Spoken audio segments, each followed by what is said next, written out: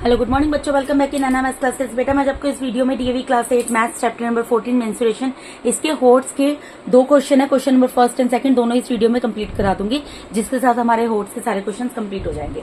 ठीक है जी। तो देखिए इसमें फर्स्ट क्वेश्चन में क्या बोल रहे हैं, इन अ सिलेंड्रिकल पाइप फिगर 14.23। बेटा मैंने यहाँ पर फिगर 14.23 जो कि आपके बुक में ऑलरेडी दी है, मैंने यहाँ पर बना दी है। ठीक है, ये एक सिलेंड्रिकल पाइप है, सिलेंडर की शेप का पाइप है। इसमें the area of surfaces are given, यहाँ पे सरफेसेस के एरियाज गिवन है ऑलरेडी। ठीक है, find the radius and the height of the cylinder. हमें यहाँ पर क्या निकालना है, हमें यहाँ पर बेसिकली रेडियस फाइंड आउट करना है और हाइट फाइंड आउट करनी है इस सिलेंडर की, ये हमें नहीं पता है। ठीक है जी।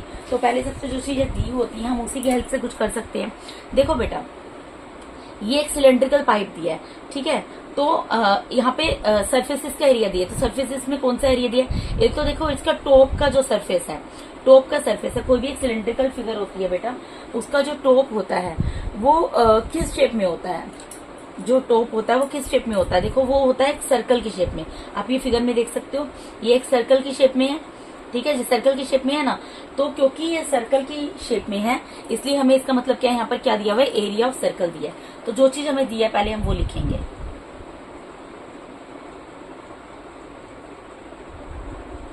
हमें यहाँ पर क्या दिया हुआ है, एरिया ऑफ सर्कल कितना दिया हुआ है बेटा, 154 स्क्वायर यूनिट्स। जैसे दिया मैंने वो उतार लिया, बस आपको ये पता होना चाहिए एरिया ऑफ सर्कल कैसे आया, क्योंकि एक सिलेंड्रिकल पाइप है और सिलेंड्रिकल पाइप का जो यहाँ पर टॉप का हमें जो सरफेस एरिया वो दिया हुआ है। तो सिलेंड्रिकल पाइप जो सिलेंडर होता है वो कौन सी शेप में होता है बेटा, वो एक सर्कल की शेप में होता है।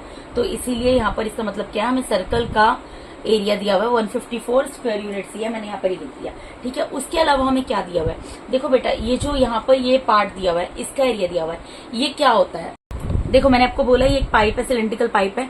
ठीक है, हमें इसका टॉप का एरिया दिया है। टॉप क्या है, टॉप कौन सी फॉर्म में है, सर्कल की फॉर्म में है, यानी एरिया ऑफ सर्कल दिया है। ठीक है, दूसरी चीज हमें ये एरिया दिया हुआ है, इस चीज का एरिया दिया हुआ है। तो ये क्या होता है, एक सिलेंडर के अंदर ये जो इसका ये राउंड है, ये क्या होता है बेटा, ये कर्व्ड सरफेस एरिया होता है। ठीक है, यानी कि दूसरा हमें जो एरिया दिया हुआ है, दूसरा ये जो एरिया दिया हुआ है हमें राउंड, ये क्या दिया हुआ है, थोड़ा सा गैप देके लिख रही हूं मैं यहाँ पर, curved surface area of cylinder दिया हुआ है।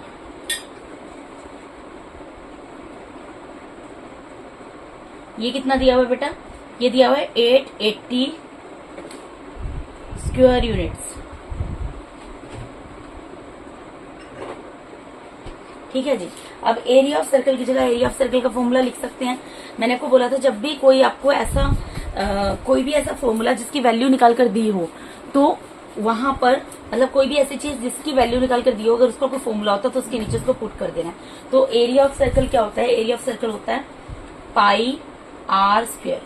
ठीक है, उसकी जगह पाई आर स्क्वायर लिख दिया, इज इक्वल टू 154। अब यहाँ पर हम क्या करेंगे, पाई की जगह पाई की वैल्यू पुट कर देंगे, वो क्या होती है 22/7 multiply by R square is equal to 154। ठीक है, हम यहाँ पर आर स्क्वायर को एज इट इज रहने देंगे, 154 अपनी जगह पर एज इट इज है। ये 22/7 जो आर स्क्वायर के साथ मल्टीप्लाई में था, क्योंकि मल्टीप्लाई में था इधर डिवाइड में चला जाएगा, जब डिवाइड में जाएगा तो इसका रेसिप्रोकल जाएगा। तो 22/7 का रेसिप्रोकल क्या होगा, 7/22। ठीक है, अब इसको कैंसिल कर देंगे, यहाँ पर 2 1 जा 2, 2 1 जा 2, यहाँ 2 7 जा 14, 2 7 जा 14। यहाँ पे स्पेस नहीं है, मैं यहाँ दोबारा लिख रही हूँ, 77 मल्टीप्लाई बाय 7 डिवाइडेड बाय 11 आ गया।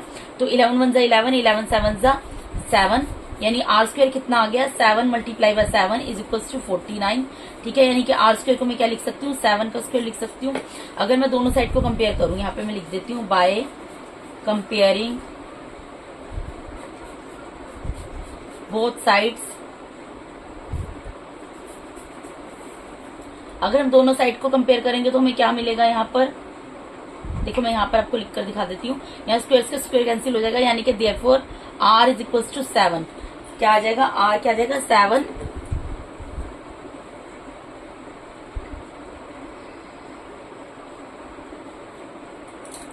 क्या आ जाएगा 7 यूनिट्स आ जाएगा। ठीक है, आर क्या आ जाएगा 7 यूनिट्स आ जाएगा। ठीक है, आर यानी कि रेडियस, यानी कि रेडियस क्या निकल गया, यहाँ पर रेडियस को आर से डिनोट करते हैं, ये निकल गया आपका 7 यूनिट्स। तो यहाँ पर हमने एक चीज की वैल्यू निकाल ली, यहाँ पर इसकी वैल्यू निकल गई 7 यूनिट्स। अब दूसरा हमें किसके निकालनी है, हाइट निकालनी है, तो वो यहाँ से निकल जाएगी। Curve surface area of cylinder equals to 880 square unit दिया हुआ है। ठीक है, कर्व सरफेस एरिया का फॉर्मूला क्या होता है, 2πRH। ठीक है, इसकी वैल्यू हमें कितनी दी हुई है, 880 दी हुई है। ठीक है, तो हमें यहाँ पर आर की, अब हमें यहाँ पर किस किस की वैल्यू पता है, हम 2 की जगह 2 लिख देंगे। देखो कर्व सरफेस एरिया, जिस तरीके से यहाँ पर एरिया ऑफ सर्कल की वैल्यू निकाल कर दी थी, तो एरिया ऑफ सर्कल के नीचे मैंने एरिया ऑफ सर्कल का फॉर्मूला लगा दिया था, उससे हमें यहाँ पर रेडियस पता लग गया। इसी तरीके से curve surface area of cylinder की वैल्यू हमें निकाल कर दी हुई है, तो कर्व सरफेस एरिया का फॉर्मूला मैं यहाँ पर पुट कर रही हूँ, उसकी जगह उसकी वैल्यू हमें दी हुई है। तो यहाँ पर 2 की जगह 2 रहेगा, पाई की जगह 22/7 लिख देंगे, मल्टीप्लाई बाय आर अभी भी हमने निकाला है 7, मल्टीप्लाई बाय एच। अब हम एच की वैल्यू इजिली निकाल लेंगे ना यहाँ से, इज इक्वल टू 880। 7 से 7 कैंसिल हो जाएगा, यहाँ पर h को एज इट इज रहने देंगे, h अपनी जगह पर एज इट इज है, 880 अपनी जगह पर एज इट इज है, ये मल्टीप्लाई में डिवाइड में चला जाएगा। यहाँ पर कुछ नहीं है तो 1 लिख दिया मैंने, 2 मल्टीप्लाई बाय 22। अब इसको कैंसिल कर देंगे, देखो 2 1 2 2 1, या इसको सीधा 11 से कर देती हूँ मैं, 11 2 22 और 11 8 88 और एक 0 उतर गया, फिर 2 1 2, 2 4 8 और एक 0। ठीक है, यहाँ पर क्या आ गया, 40 डिवाइडेड बाय 2, इसको भी कैंसिल कर देते हैं, 2 1 2, 2 2 4 और एक 0, यानी कितना आ गया 20 यूनिट्स। ये कितना आ गया हमारा, यहाँ पर 20 यूनिट्स आ गया। ठीक है, तो यानी कि यहाँ पर क्या निकाल लिया, देयरफॉर हाइट क्या निकाल ली हमने, हाइट को किससे डिनोट करते हैं, h से। हाइट निकल गई हमारी इज इक्वल टू 20 यूनिट्स। तो यहाँ पर ये 2 चीजें निकालनी थी हमें, एक तो हाइट निकालनी थी, हाइट निकल गई यहाँ पर 20 यूनिट्स। ठीक है, और एक रेडियस निकालना था, रेडियस 7 यूनिट निकल गया, हाइट 20 यूनिट्स निकल गई आंसर। तो ये वाला क्वेश्चन नंबर फर्स्ट में यहाँ पर कंप्लीट होता है। ठीक है, अब इसके सेकंड क्वेश्चन पे मूव करते हैं। सेकंड क्वेश्चन में क्या बोल रहे हैं, सेकंड क्वेश्चन में बोल रहे हैं the length of a room is 50% more it's breath. ठीक है, कोई एक रूम है, उसकी जो लेंथ है वो उसकी ब्रेथ से 50% ज्यादा है। The cost of carpeting the room at the rate of 38.50 metre square is ₹924 and the cost of painting the walls at the rate of ₹5.50 यानी ₹5.50 पर metre square is 1320। Find the dimensions of the room. देखो room यहाँ पर जो है, यहाँ पर क्या बोल रहे हैं, यहाँ पर पहला सेंटेंस पहले हम देखेंगे। पहले हम यहाँ पर ये बोल रहे हैं कि कोई एक रूम है, ठीक है, उसकी लेंथ जो है, the length of a room is 50% more it's breath, मतलब लेंथ जो है ब्रेथ से 50% ज्यादा है। तो यानी कि लेंथ का मेजरमेंट किसके ऊपर डिपेंड करता है, ब्रेथ के ऊपर। तो पहले सबसे हमें पता होना चाहिए कि ब्रेथ कितनी है, तभी हम लेंथ निकाल सकते हैं। ठीक है, और क्योंकि यहाँ पर देखो लेंथ अलग है, ब्रेथ अलग है, तो यानी कि कौन सी शेप है, ये एक क्यूबॉइड की शेप है। ठीक है, यहाँ पर मैंने क्यूबॉइड की फिगर ड्रॉ कर दी है। ये होती है लेंथ, आपको पता है, ये होती है ब्रेथ और ये होती है हाइट। ठीक है, हमें डायमेंशंस निकालनी है, यानी कि हमें लेंथ, ब्रेथ और हाइट निकालनी है इस रूम की। तो हमें अभी जो पता है हम उसको यूज करेंगे। हमें ये पता है कि लेंथ जो है किसी रूम की 50% उसकी ब्रेथ से ज्यादा है, तो पहले हमें ब्रेथ पता होनी चाहिए। तो हम लेट कर लेंगे, लेट ब्रेथ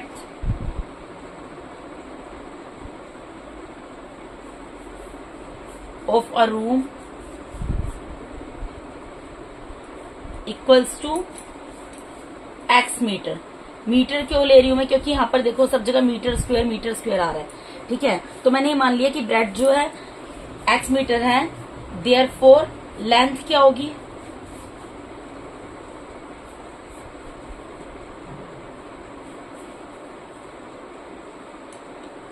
लेंथ जो है 50% ज्यादा उसकी ब्रेथ से, यानी ब्रेथ जो है वो तो है ही है, प्लस ब्रेथ का 50% ज्यादा है। 50% ऑफ ब्रेथ 50% ऑफ ब्रेथ क्या है, x। इस चीज को समझना ज्यादा जरूरी है, यहाँ पर गलती होने के चांसेस होते हैं सेंटेंस के अकॉर्डिंग। देखो, क्योंकि ब्रेथ का मेजरमेंट डिपेंड करता है लेंथ के ऊपर, तो पहले मैंने ब्रेथ को मान लिया कि ब्रेथ जो x मीटर है। अब लेंथ क्या है, लेंथ जितनी ब्रेथ है उतनी तो है ही है, लेकिन मोर देन का मतलब क्या होता है कि जितनी जितनी ब्रेड्थ है वो तो है ही है लेंथ, लेकिन उसके अलावा उसमें 50% ऑफ एक्स ऐड होगा। ठीक है, यानी कि एक्स मीटर तो आएगा क्योंकि ब्रेड्थ यहाँ पर एक्स है तो एक्स का 50। अब उसके बाद हम इसको सोल्व कर लेंगे। यहाँ पर क्या है, एक्स प्लस 50% ऑफ एक्स, यानी एक्स तो है ही, प्लस 50% ऑफ एक्स का मतलब क्या, परसेंट की जगह यहाँ पर 100 आ जाएगा, मल्टीप्लाई में एक्स आ जाएगा। ठीक है, यहाँ पर 10 से 10 कैंसिल हो गया और यहाँ 5 1 5 5 2 10, यानी ये क्या आ गया, x plus x divided by 2। इन दोनों का एलसीएम ले लो, यहाँ पर इन दोनों का एलसीएम लेंगे, क्या आएगा 2, तो यहाँ पर क्या आ जाएगा 2x। एलसीएम लेना आपको आता होगा, यहाँ पर इसके नीचे कुछ नहीं है तो 1 है, 1 से 2 को डिवाइड किया, 2 पे जा रहा है, 2 को फिर x से मल्टीप्लाई किया, 2x आ गया, प्लस की जगह प्लस का साइन आ जाएगा, 2 को 2 के टेबल तक डिवाइड करेंगे 1 पर जाता है, 1 को x से मल्टीप्लाई करेंगे x आ जाएगा, is equal to 2x plus x क्या होगा 3x डिवाइडेड बाय 2। अगर इस x के आगे कुछ नहीं है इसका मतलब इसका कोफिशिएंट 1 है सॉरी, तो 2x प्लस x है, यानी कि 2x प्लस 1x, तो कितना हो जाएगा 3x डिवाइडेड बाय 2। यानी कि लेंथ हमें क्या पता लग गई, लेंथ हमें पता लग गई 3x डिवाइडेड बाय 2। अब ब्रेड्थ क्या होगी, ब्रेड्थ हमें पता ही है, यहाँ पर हमने मानी है x मीटर। ठीक है, तो हमें ये पता लग गया लेंथ जो है 3x बाय 2 मीटर है और ब्रेड्थ जो है वो x मीटर है। इतनी चीज हमें समझ आ गई। ठीक है, अब उसके बाद हम आगे क्वेश्चन सोल्व करेंगे।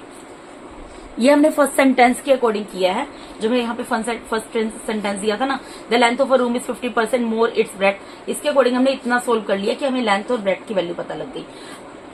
अब हम इसको आगे सोल्व करेंगे, आगे सेंटेंस पढ़ेंगे। यहाँ पर क्या दिया है, the cost of painting the room at the rate of 38.50 metre square is ₹924। अभी आप इतना पढ़ना है, इसके आगे अभी स्किप कर देना। देखो इसका मतलब क्या होता है, आप सोचोगे यहाँ पर दो वैल्यूज दी हुई है, इसका मतलब मैं आपको बता देती हूँ। सपोज करो ये आपका रूम है, इसको आप एक रूम की तरह लो, ये आपका एक रूम है, रूम ही है ये, ठीक है, जो कि क्यूबॉइड शेप में है। ठीक है, अब इसके रूम में आपको कारपेंटिंग, सपोज आपको कारपेट बिछवाना है। अब कारपेट आप कहाँ बिछवाओगे, कारपेट सिर्फ आप फ्लोर के ऊपर बिछवाओगे। ठीक है, तो इसका जो फ्लोर है यानी इसका जो बॉटम का हिस्सा उसी के ऊपर कारपेटिंग करवाओगे। तो कारपेट जब बिछवाओगे उसके लिए आप किसी को बुलाओगे, किसी से काम करवाओगे, और किसी से अगर आप काम करवाओगे तो उसको आपको कुछ पे भी करना पड़ेगा। ठीक, सपोज करो, इसका मैं आपको एक एग्जांपल देती हूँ।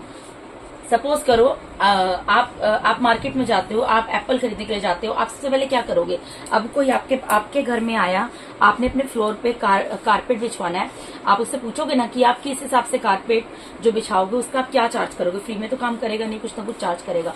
तो इसका एक एग्जांपल इस तरीके से आप समझ सकते हो। आप मार्केट में गए एप्पल खरीदने के लिए, आपने दुकानदार से जाके पूछा कि एप्पल, सबसे पहले आप क्या बोलोगे, ये तो नहीं बोलोगे कि मुझे 5 किलो सेब दे दो या 10 किलो सेब दे दो। सबसे पहले आप पूछोगे कि सेब कितने रुपए किलो है।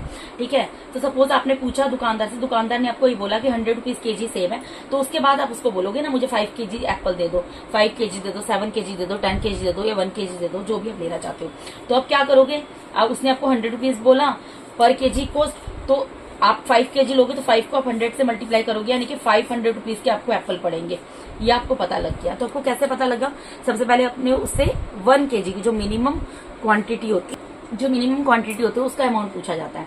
ठीक है, इसी तरीके से जब आप अपने रूम में अपने फ्लोर पे कारपेट बिछवाओगे तो भैया आया, आपने उससे पूछा कि आप किस हिसाब से पैसे लोगे, तो उसने आपको ये बोला कि मैं पर मीटर स्क्वायर, सपोज करो ये इतना 1 मीटर है, इतना 1 मीटर है। ठीक है, इतने के मैं आपसे 38 रुपीज 50 पैसा चार्ज करूंगा। ठीक है, तो ये तो जो पैसा पहला दिया हुआ है, जो 38 रुपीज 50 पैसा दिया, ये दिया है 1 मीटर का। ठीक है, 1 मीटर आपके रूम का जितना भी मेजरमेंट है, एक रूम में कारपेट बिछाने का, वो 38 रुपीज 50 पैसा चार्ज करेगा। और टोटल उसने कितने चार्ज किए आपसे फ्लोर पे कारपेट बिछाने के, 924 रुपीज चार्ज किए। ठीक है, तो इस तरीके से दो वैल्यू है, यानी कि ये वैल्यू आपको दी हुई है मीटर, पर मीटर की वैल्यू दी हुई है 1 मीटर की, और ये आपको टोटल कॉस्ट दी है कि आपसे उसने कितना चार्ज किया। ठीक है, तो आप कैसे, अब आपको पता है कि 1 मीटर का मुझे 38 रुपीज 50 पैसा देना है। तो ये तो 1 मीटर का पता है, आपको ये पता होना चाहिए ना कि इस फ्लोर का एरिया कितना है। इस फ्लोर का जितना एरिया है उसका एरिया बेसिकली आपको फाइंड आउट करना है। तो जब भी आपको दो वैल्यूज दी हो, ठीक है, सेम चीज से रिलेट कर रही हो, जो इस तरीके से दो वैल्यू दी हो, तो आपको क्या करना होता है, बड़ी वैल्यू को छोटी वैल्यू से डिवाइड कर देना होता है। ठीक है, यानी कि आपको यहाँ पर क्या निकालना है, बेसिकली यहाँ पर आपको बेस एरिया निकालना है। तो बेस एरिया क्या होगा, total cost of carpentry carpeting, sorry, total cost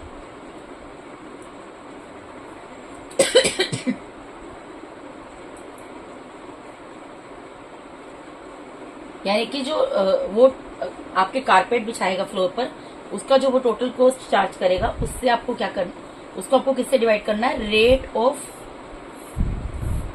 carpeting से डिवाइड करना है। ठीक है, तो टोटल कॉस्ट कितनी है, जो बड़ी वैल्यू है कितनी दी हुई है 924, डिवाइडेड बाय किससे डिवाइड करना है, जो 1 मीटर की कॉस्ट दी है कितनी है 38.50, यानी कि 38 रुपीज 50 पैसा। अब यहाँ पे डेसिमल को रिमूव कर दो तो यहाँ पर क्या आ जाएगा 100 आ जाएगा। किसी भी तरीके से जैसे भी कैंसिल करना चाहो कर सकते हो। 10 से 10 यहाँ पर 10 से 10 को रिमूव कर दिया, कट हो गया, ये 5 से कैंसिल हो जाएगा, 5 2 10 और 5 7 35, 5 7 35। ठीक है, यहाँ पर ये आ गया। अब यहाँ पर ये जो है ये 925 को देखो 11 से डिवाइड करके, क्योंकि 11 से डिवाइड होगा, 11 से डिवाइड करके देखती हूँ। 11 8 जा 88, ठीक है, माइनस करेंगे 12 हो गया, 12 में से 8 गया 4 आ गया अगेन 4 उतर जाएगा, 11 4 जा 44, पूरा कैंसिल हो जाएगा, यानी कि ये कैंसिल होगा। 11 7 जा 77 और ये भी 11 से कैंसिल हो जाएगा तो 84 आ जाएगा। ठीक है, फिर ये 7 से कैंसिल हो जाएगा,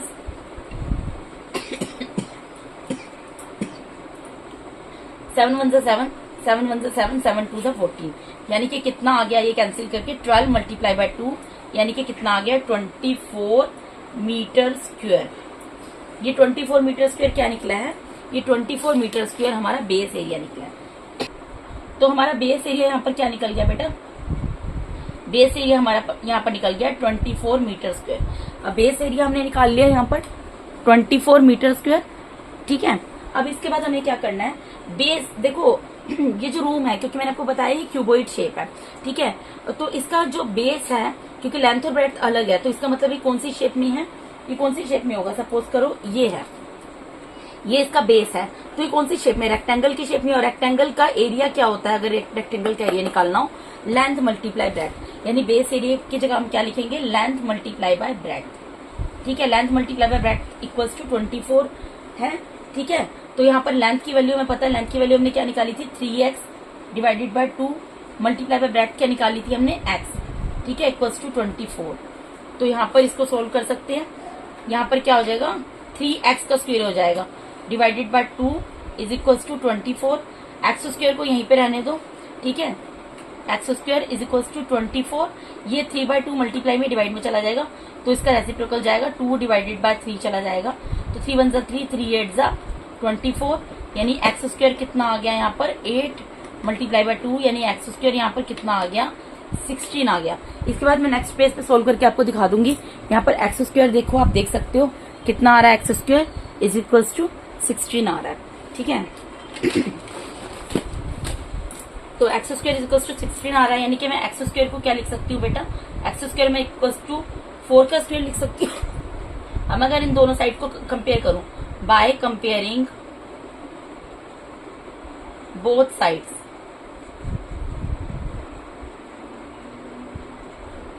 वी गेट, यहां पर क्या होगा, स्क्वायर से स्क्वायर कैंसिल हो गया, देयरफॉर एक्स कितना निकल गया 4 मीटर, एक्स यहाँ पर क्या निकल गया 4 मीटर निकल गया। एक्स क्या है हमारा, एक्स हमने ब्रेड्थ को माना था, यानी कि ब्रेड्थ कितनी निकल गई हमारी, breadth is equals to x is equals to 4 metre.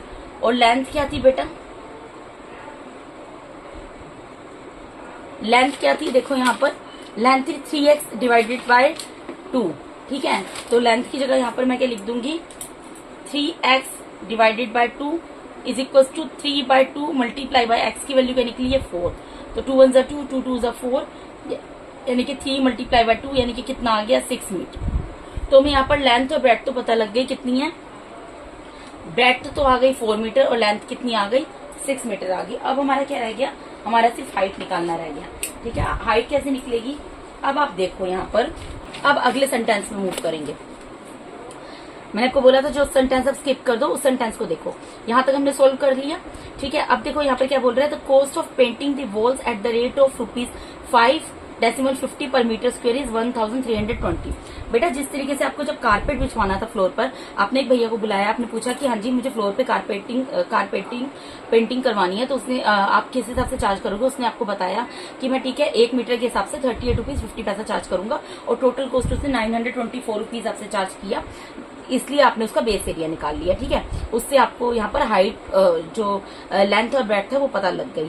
ठीक है, अब रूम की, अब आपने इसी तरीके से अपने जो रूम है उसकी 4 वॉल्स, रूम में देखो जो इसका फ्लोर होता है वहां पर तो हम पेंट नहीं करवाते हैं, और ना ही हम जो ऊपर सीलिंग है हमें जो है बेसिकली इसको क्या करना है, इसको जो 4 वॉल्स है उस पे इसको पेंट करवाना है। ठीक है, तो उसके लिए इसने एक भैया को बुलाया, इसने बोला कि ठीक है मुझे 4 वॉल्स को पेंट कराना है, तो आप किस हिसाब से चार्ज करोगे, तो उसने बोला कि मैं 5 रुपीज 50 पैसा जो है पर मीटर स्क्वायर के हिसाब से, यानी कि 1 मीटर पे ये जो इसकी वॉल्स है यहाँ पर 1 मीटर पे पेंट करने का 5 रुपीज 50 पैसा चार्ज करूंगा, और टोटल उसने 4 वॉल्स पे पेंट करने का कितना चार्ज किया, 1320।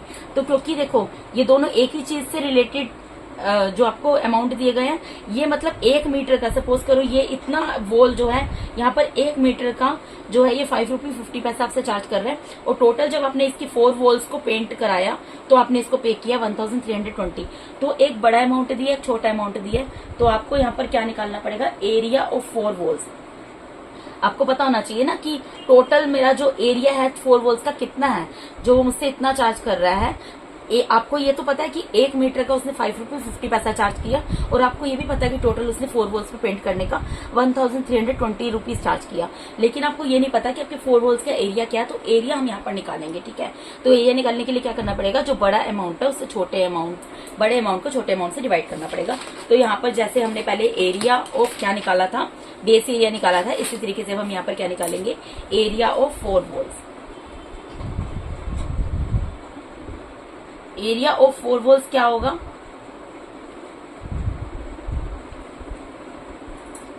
टोटल पेंटेड एरिया, जो पूरे टोटल जहां जहां उसने पेंट किया उसी से पता लगेगा ना, जहां पेंट किया, पेंट कहां पर किया, 4 वॉल्स पे ही किया ना, तो total painted area divided by rate of painting, कि उसने कितना चार्ज किया है।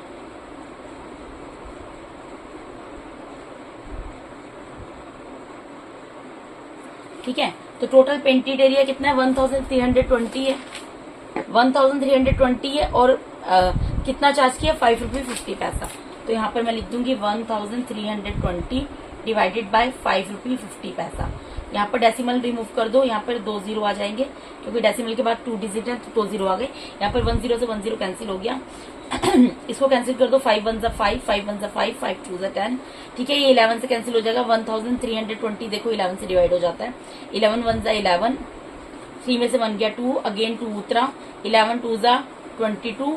ठीक है, और ये 1 जीरो है यहाँ पर चला जाएगा, तो ये 11 1 11, और 11 1 11, 11 2 22 और 1 जीरो यानी कि यहाँ पर कितना आ गया, 120 मल्टीप्लाई बाय 2, यानी कि कितना आ गया, 240 मीटर